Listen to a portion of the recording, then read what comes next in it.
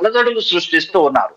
అయితే ఇక్కడ ఉన్నటువంటి తెలంగాణ రాష్ట్రంలో ఉన్నటువంటి గౌరవ ముఖ్యమంత్రి వర్యులు రేవంత్ రెడ్డి గారు ఈ మధ్య కాలంలోనే మరి క్రైస్తవ ప్రముఖులందరితో ఏర్పాటు చేసినటువంటి సమావేశంలో చాలా సుస్పష్టంగా వారు తెలియజేయడం జరిగింది.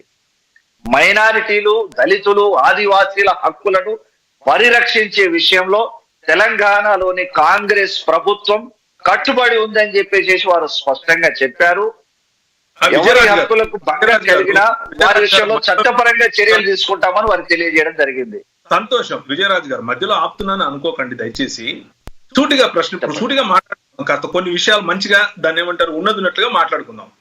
ఇప్పుడు ఓన్లీ మాట్లాడతారా లేకపోతే ఏమైనా చేస్తారా? కాంగ్రెస్ పార్టీ చేతల పార్టీ, కాంగ్రెస్ ప్రభుత్వం చేతల ప్రభుత్వం. మాటలు ఎప్పుడూ చెప్పదు, చేతలు చేస్తుంది.